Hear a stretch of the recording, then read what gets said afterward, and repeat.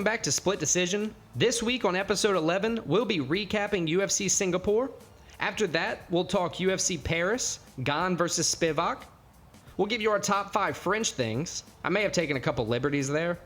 But after that, we'll finish up with some Q&As and some that'd be question, answers, and news. All right, let's go.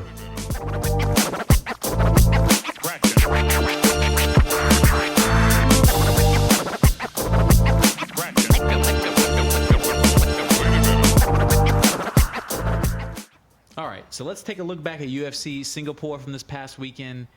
It was a card where I feel like only the real fans, I don't even want to say real fans, I don't want to gatekeep like that, but you had to wake up early. I think the main card started at 7 a.m. So you had to be dedicated. As an American with that time zone, like, you had to make it a plan and part of your Saturday to get up and watch this card. But it did not disappoint. A lot of great fights, a lot of great moments. And the first one we're going to look at is the main event, and it was Max Holloway, one of the best UFC fighters of all time, definitely one of the best 145ers of all time, versus the legend, the Korean Zombie. It ended up being Korean Zombie's last fight, which was a rumor coming in. But man, Max Holloway, he has proven time and time again he can beat anyone in the division who's not named Alexander Volkanovski. He pretty much dominates everybody else in the division. And today, or on Saturday, he did that. Korean Zombie wanted to have a firefight. He wanted to trade shots. Max is the wrong guy to do that with. Probably the strongest chin in MMA, maybe. I'd agree with that. And Max withstood a couple shots, and then his shots, Korean Zombie was way too reckless. He had which is, I don't know if I've ever seen this from Max Holloway. He literally knocked Korean Zombie out, face planted on the ground. It was impressive. Max Holloway proved he's still one of the best in the UFC. What do you think about the fight? Man, this fight was crazy. I wholeheartedly plan on waking up early for this. When I set my alarm for like 5:30, woke up before it. I was excited. It felt like one of those days for me. Saw a bunch of bangers early in the morning. Kind of got the day moving. But on this fight, we both had, Max had heavy odds coming in, so we thought he was going to win. I think everybody thought the fight was going to go like this coming in. It was just to see it was right. It was like emotional. It was emotional, and it was almost like a masterpiece. Yeah, it was a big thing. This fight was great. Holloway showed, like you said, strongest chin in current UFC, at least in his division. He's never gotten dropped, which is a crazy stat. He's got crazy power. I don't know, like you said, he's been in the UFC for a while. We talked about Since this last he was like 20 years old, and he's 31 right now. So like he may be on the back end technically of his career, but he's not showing it. He's killing everybody he walks in front of, unless they're Alex Volkanovski. Honestly, I guess that's the obvious number 4 of a fight. But if he doesn't do that, what does Max Holloway do next? Does he move up? Yeah, what happens? I think he doesn't move up. He stated he doesn't really want to move up at this point. He did say he wants Volkanovski 4, but I think even he realizes it's hard to ask for a 4th fight when you lost the first 3, unless it's undeniable. So to make it undeniable, he has to beat literally every contender in the division, and he's almost done that. I think the 2 guys, I would say, if he beats Ilia Topuria in his next fight, and he beats him pretty convincingly, I would say title fight. So I think that's a good fight for him. Another good fight for him is a guy that was on this card, Giga Chikadze.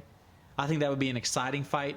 But honestly, I think that fight wouldn't be nearly as competitive. I think it would kind of go along the same lines as this Korean Zombie fight just went.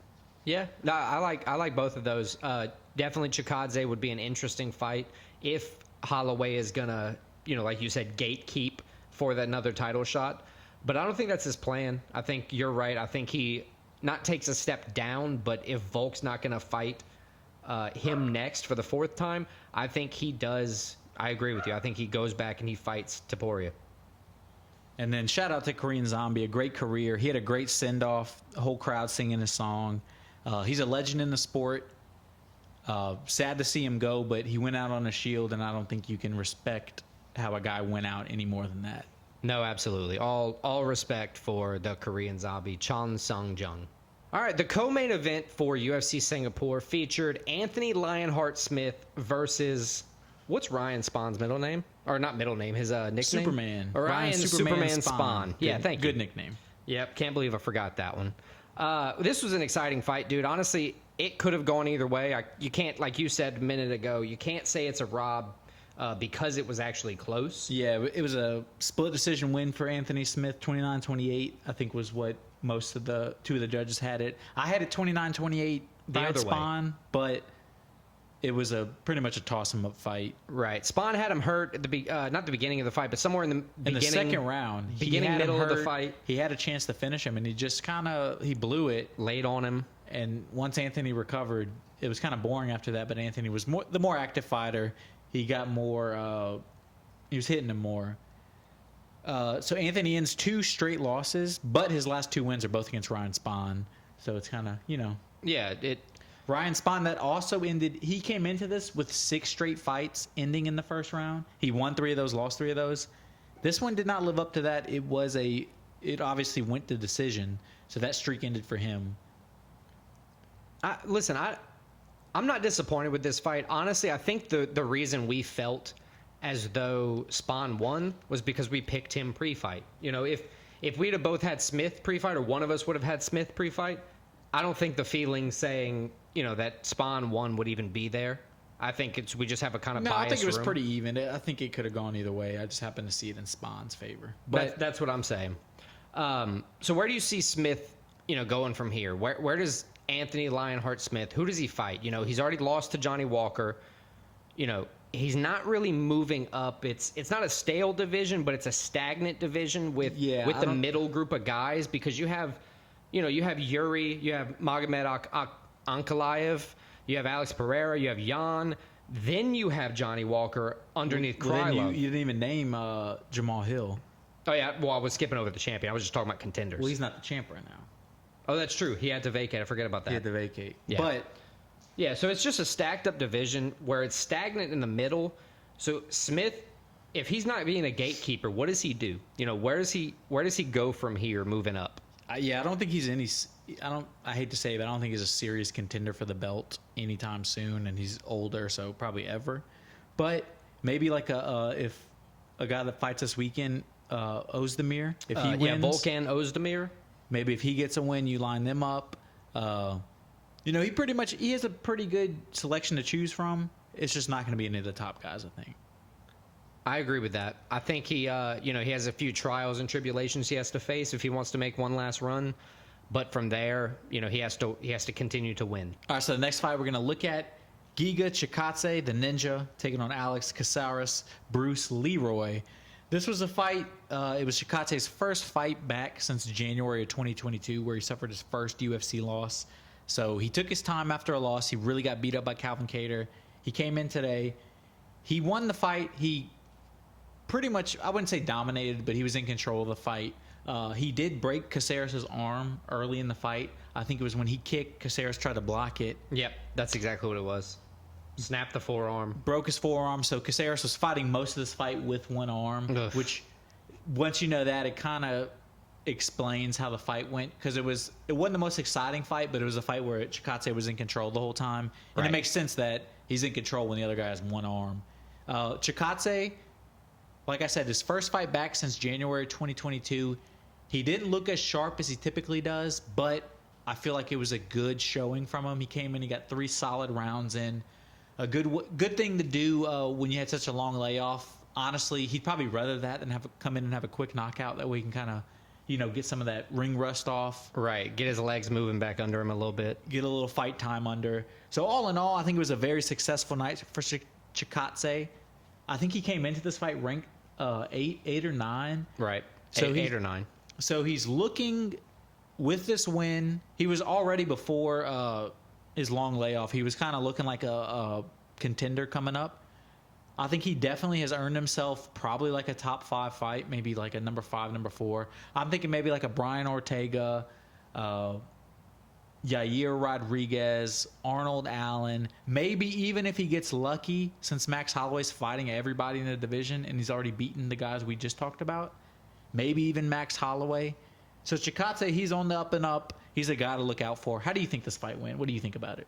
I think, Casares did what he could despite having a broken forearm. I don't think he tried to use it as an excuse by any means.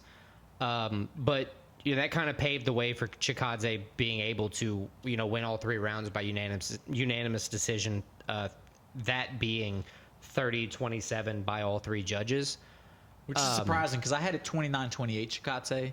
I thought Casares probably won the first round, but it was very close, but still. Yeah, it's one of those where he obviously won the fight, so yeah, exactly. No point even complaining about the judges because they didn't get too much wrong in this whole card here. But just talking about your potential fights for Chikadze, his only loss in the UFC is Calvin Kattar. Calvin Kattar beat the shit out of him. Right, a 5-round unanimous decision. They say it's the most disrespectful post-fight picture. They took a picture in the hospital together. Chikadze black eye, bleeding from everywhere, and Calvin Kattar looked like he had not been in a fight. Right. So, maybe he, with his win, Kattar's right above him in the rankings. Maybe they try to set that up for the future, if not one of the ones you mentioned. I don't know. I think the first fight was such a domination. Unless they have to set it up, there's no point to set that one up. That's fair. Yeah, I'm tossing out options. Obviously, I'm not a fight picker. I'm trying to make some content, brother. Believe the term is matchmaker, brother. I'm not that either. Rinya Nakamura versus Fernie Garcia. It proved me wrong. I thought he was going to get the knockout early in the fight. And Garcia, really, he just held tough. It was a dominant performance by Nakamura. But to Garcia's credit, he didn't get knocked out like everybody thought was going to happen. Didn't get finished either. Didn't get finished at all. Yeah, Nakamura had a couple good submission attempts. Still has never been finished in his career, so props for that. But he's also 0-3 in the UFC. But showed even though he got dominated, it was a big test for Nakamura. Yeah, and he failed the test. There's no way in hell he passed the test. No, absolutely. Oh, Nakamura, yes. Fernie Garcia failed, but Nakamura passed by just hanging on flying colors. Long. Yeah, he dominated. Right. He should have knocked him out, but at the end of the day, he didn't. Great decision victory for him. What'd you think? Ladies and gentlemen of Japan, you have a Khabib. I don't mean that in terms of domination where he's going to go 29-0. In terms of this particular fight, though, he dominated him, and he did it by grappling. And it was the kind of grappling where he made you tired, and he just beat the shit out of Garcia. He didn't get the finish. He had a few submission attempts, but his submission attempts, although they didn't work, they definitely wore on Garcia. He was still being choked a little bit. I think he ended up having in a 15-minute fight, he had something like 9-10 minutes of control time in the whole fight. So it was just domination from start to finish. He moves to 8-0, 2-0 in the UFC. I don't think he's ready for a ranked opponent yet, but I think Nakamura is definitely on his way to that path. He's definitely a prospect to look out for. A name I like, it may be too big a jump of competition for him, but a name I like, he's not a ranked guy, but he has a big name. He would definitely get Nakamura more known, is Cody Garbrandt. And I think, honestly, their styles, I think Nakamura would probably take him down and kind of do almost the same thing. Yeah, have a very intentional fight, have a smart game plan going in, and not have to take damage by a predominant striker like Garbrandt. That would be a very smart matchup, and it could potentially be a very smart fight from either guy. Garbrandt just had to pull out, recently with an injury. I think Garbrandt, there's no way he would fight a guy like Nakamura coming up like this. No, it at his point in his career, it's too much of a challenge, too much of a risk. A test. It's not a win. If he wins, he is no plus. If he loses, he is all to lose. Nothing to win, everything to lose. But it would be a great fight. I would love for Nakamura for that to happen. All right, so now let's move on to maybe the fight that had the most title implications in this card.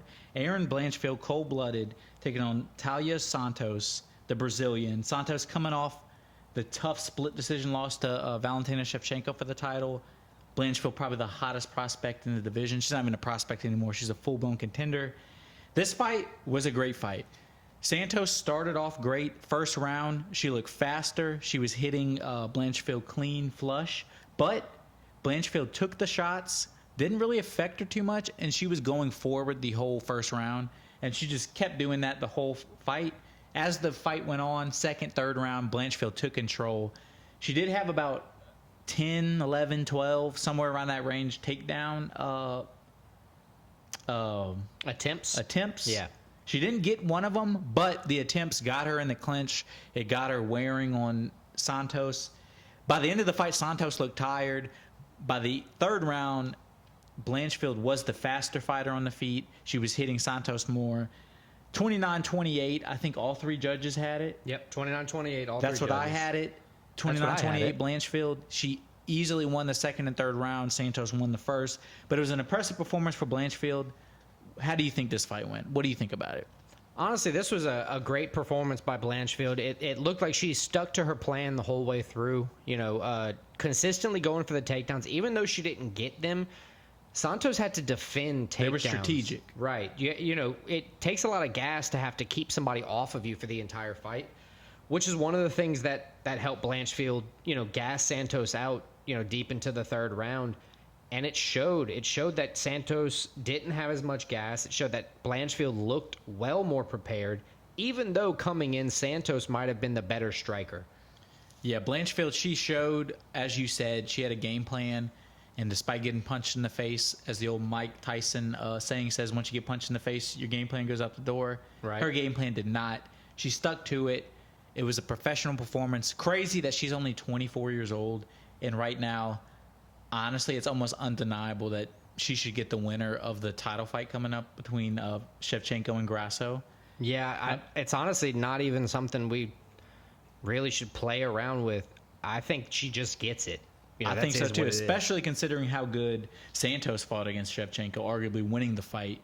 Yeah. Blanchfield, a name to look out for, still only 24 years old, is just crazy. Crazy to see. Look out for Blanchfield.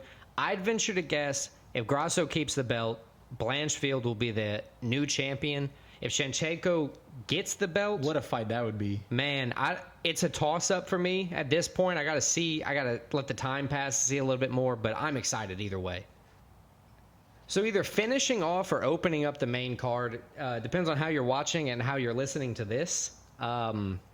Parker Porter versus Justin Tafa. Not Justin Tafa. Damn, I keep doing that. Junior Tafa. The brother, Junior Tafa, also knocked out Parker Porter in the first round. They kept it in the family. Yeah, that's good. So Parker Porter got knocked out by both Tafa brothers inside of 2 minutes. Completely different years. Very interesting. How close were they? There was something crazy, right? So Junior time-wise? Tafa, this Saturday at UFC Singapore, knocked out Parker Porter in 1 minute, 26 seconds. Junior Tafa knocked out Parker Porter in Justin 1 minute. Tafa. Damn it. Justin Tafa knocked out Parker Porter in 1 minute and 6 seconds in their 20-second difference. Yep. Junior Tafa, the one from UFC Singapore, the little brother, he knocked him out with a right hand, and Justin knocked him out with a left hand. Props to Junior, too. That's his first UFC win. Moves to 5-1 overall. All 6 of his fights have come since July of 2022. So this is a man. He is working. Now, look, and we were talking about this a few minutes ago. He's young in the heavyweight division. 26 years old. That's young for a fighter in general, but for the heavyweight division, that's damn near a teenager. Right. He could do anything at any given point. He's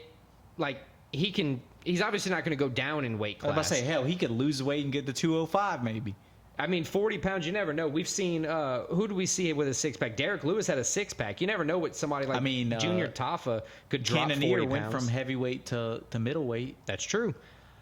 I don't think he's going to do it, but No. regardless of that, who do you see this Tafa, Junior Tafa brother, fighting next? Maybe his brother? No, I'm just joking. That would be crazy. That would be crazy. I don't think anybody would take that. I don't think they would take that fight. But good win for him. As I said, his first win. I don't think he's ready for a top 15 opponent. I think he's a couple wins away. So I'm not sure who he would fight next, but good win for him. He's probably a fight or two away from a ranked opponent if he can get some quick knockouts. Yeah, at that point, we'd be talking about somebody like Marcos Rogero de Lima or even like Rodrigo Nascimento. Either one of those would be an easy heavyweight fight to give him a top 15 opponent. Not an easy match for him, but a good, knockout opportunity for either opponent. Damn, those are some well-informed names just off the top of your head. It's called Google, sir. And now to kick off the bets and picks for UFC Singapore. And not even to kick it off, it's, I guess, to recap it. I had a shit week. I went 1-2. I got Junior Tafa money line correct, but I got Rinya Nakamura under wrong, and I also got Ryan Spann wrong money line. That pisses me off. That moves me to 17, 12, and 1, so I'm taking a little dip there. Not fun. Christian, on the other hand, he went 2-1. He did what? You do Blanchfield and the over? Yeah, I had 2 wins on the Blanchfield fight. I had Blanchfield money line and the over on that fight, so that moved into 2-0. And then the last bet, I should have been 3-0. Ryan Spahn has no killer instinct. I had the under Spahn and Smith. He had him hurt with like a minute and a half into the second round. So he just didn't. He had about a minute. He had him on the ground not wanting to get up, and he just kind of let him recover. It was disappointing. The most mad I've been about a bet in quite a long time. I was yelling at my TV. But regardless, 2-1, 20 wins, 10 losses. So I'm pretty much going 22-1 every week. Yeah, I mean, through 10 weeks, you're going 2-1 on average every week. So I'm it's not pretty complaining solid. about that. I haven't, so I need to pick that up. For picks, pretty good week for both of us. We hit the exact same picks. Very, very good week. 5-1 both. It moves Christian to 42-26. You obviously know he got Ryan Spann wrong. I got Ryan Spann wrong. It moves me to 48-20, so we're both pretty positive there. And we went up against ChatGPT. I know I told everybody the picks last week, but alarmingly, ChatGPT went 6-0. Yeah, but this was easy. We went 5-1. I'm not too worried about it. He got the one thing we got wrong. I don't know why you keep putting a gender on the computer system. He's a man. Okay. He's watching UFC and he's picking fights. So, sorry, Laura Senko. 10-2 so far with ChatGPT. So batting pretty good there. We're doing pretty good with those. We got the ChatGPT picks coming up for UFC Paris, so stay tuned for those.